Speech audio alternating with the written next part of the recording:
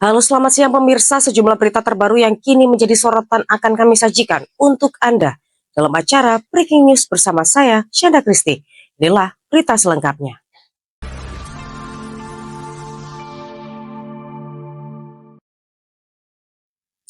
Tim penyidik KPK menyematkan rompi jingga bertuliskan tahanan KPK kepada Sekretaris Jenderal PDI Perjuangan Hasto Kristianto. Tim penyidik Komisi Pemberantasan Korupsi menyematkan rompi jingga bertuliskan tahanan KPK kepada Sekretaris Jenderal PDI Perjuangan Hasto Kristianto atas perannya dalam perkara dugaan suap pengurusan pergantian antar waktu anggota DPR dan perintangan penyidikan.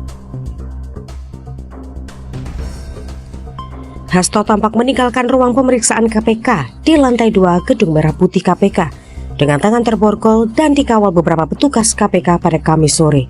Politisi asal Yogyakarta itu hadir menjalani pemeriksaan oleh penyidik KPK dalam statusnya sebagai tersangka dalam perkara dugaan korupsi tersebut. Juru bicara KPK Tessa Mahardika Sugierto menegaskan penetapan status tersangka terhadap Hasto dilakukan berdasarkan kecukupan alat bukti. Penyidik KPK pada hari Selasa 24 Desember 2024 menetapkan 2 orang tersangka baru dalam rangkaian kasus Harun Masiku, yakni Sekretaris Jenderal PDI Perjuangan Hasto Kristianto dan advokat Donitri Istiqomah. Selain itu, penyidik KPK juga turut menetapkan Hasto sebagai tersangka dalam perkara obstruction of justice atau perintangan penyidikan. Demikian laporan Java TV melaporkan. Berita selanjutnya pemirsa, Polri menggelar operasi keselamatan lalu lintas selama 14 hari. Operasi keselamatan tersebut dimulai pada 10 hingga 23 Februari. Polri menggelar operasi keselamatan lalu lintas selama 14 hari. Operasi keselamatan tersebut dimulai pada 10 hingga 23 Februari 2025. Kakor Lantas Polri Brigjen Agus Suryo Nugroho mengatakan operasi ini bertujuan untuk meningkatkan kepatuhan pengguna jalan dan menegakkan ketaatan berlalu lintas di seluruh wilayah Indonesia. Berikut 11 pelanggaran yang menjadi target operasi. 1. Melanggar marka berhenti. 2. Melawan arus. 3. Pelanggaran berkendara di bawah pengaruh alkohol. 4. Menggunakan handphone saat mengemudi. 5. Tidak menggunakan helm SNI. 6. Knalpot brong. Demikian laporan Java TV melaporkan. Masih di Breaking News pemirsa, Badan Meteorologi, Klimatologi, dan Geofisika BMKG Juanda mengeluarkan informasi terbaru mengenai perakiraan cuaca pada hari ini untuk wilayah Jawa Timur. Badan Meteorologi, Klimatologi, dan Geofisika BMKG Juanda mengeluarkan informasi terbaru mengenai perakiraan cuaca pada hari ini, Jumat 21 Februari, untuk wilayah Jawa Timur. Dari data yang diperoleh untuk cuaca pada pagi hari ini, diperkirakan berawan, berkabut, dan hujan dengan intensitas rendah. Menjelang siang hingga sore hari, kondisi cuaca diperkirakan berawan, hujan intensitas ringan, dan beberapa wilayah akan mengalami hujan lebat disertai petir. Menuju malam hari cuaca akan berangsur cerah, namun beberapa akan tetap berawan dan berkabut, dan hujan ringan tetap menetap. Hingga dini hari, cuaca diperkirakan tetap konsisten, yaitu berawan, berkabut, dan hujan ringan.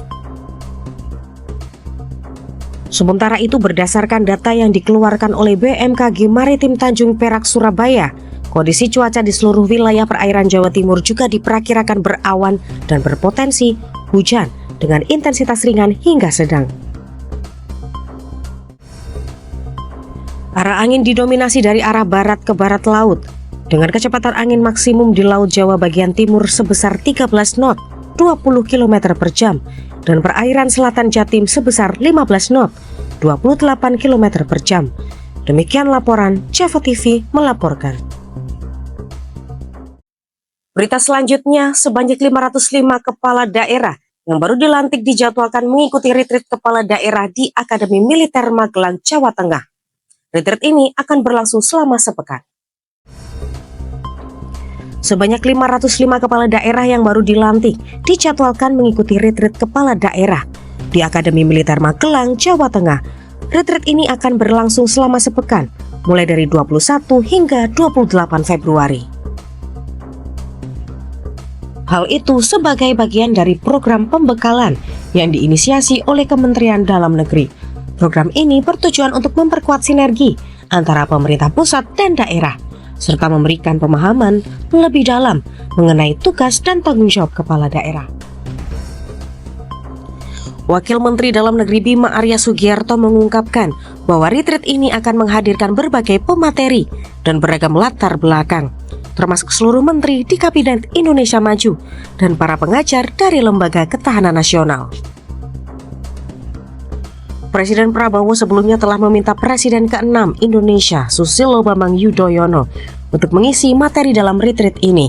Permintaan tersebut disampaikan dalam pertemuan mereka di Hambalang, Bogor pada 14 Februari. Namun hingga kini belum ada konfirmasi resmi mengenai keterlibatan SBY dalam agenda tersebut. Presiden Prabowo juga dijadwalkan hadir dalam acara pembekalan ini, namun masih menyesuaikan dengan agenda kenegaraan lainnya. Rencananya retreat ini akan berlangsung dari pagi hingga malam hari. Demikian laporan Java TV melaporkan. Masih di Breaking News pemirsa, masyarakat sipil bersama mahasiswa akan kembali menggelar demo dengan hashtag Indonesia Gelap di depan gedung DPRD Jatim pada hari ini, Jumat 21 Februari. Masyarakat sipil bersama mahasiswa akan kembali menggelar demo dengan hashtag Indonesia Gelap di depan gedung DPRD Jatim hari ini, Jumat 21 Februari. Tontowi, salah satu koordinator dalam aksi, mengatakan aksi demonstrasi tersebut kembali diadakan sebagai respon terhadap kebijakan yang merugikan rakyat dan melemahkan demokrasi. Beberapa tuntutan dalam aksi Indonesia Gelap untuk kedua kalinya di Surabaya, yakni agar mengesahkan Undang-Undang Pro Rakyat. Dalam hal ini seperti RUU Masyarakat Adat, RUU Perampasan Aset, dan RUU Perlindungan Pekerja Rumah Tangga. Dalam kesempatan itu, ia juga menegaskan bahwa perlu evaluasi beberapa kebijakan yang merugikan rakyat, seperti efisiensi anggaran dan kabinet gemuk, pelaksanaan program makan bergizi, serta kebijakan yang membahayakan demokrasi, seperti multifungsi TNI Polri, hingga Inpres nomor 1 2025 APBN untuk IKN, MBG, dan Danantara. Seperti diketahui, aksi Indonesia Gelap di depan gedung DPRD Jatim ini merupakan yang kedua kalinya. Setelah sebelumnya pada 17 Februari, mahasiswa dari berbagai kampus di Surabaya juga melakukan aksi yang sama. Demikian laporan Java TV melaporkan. Baik pemirsa, informasi tadi sekaligus menjadi penutup perjumpaan kita hari ini. Saya Shinda Kristi dan segenap tim redaksi yang bertugas pamit undur diri. Selamat siang, terima kasih, dan sampai jumpa.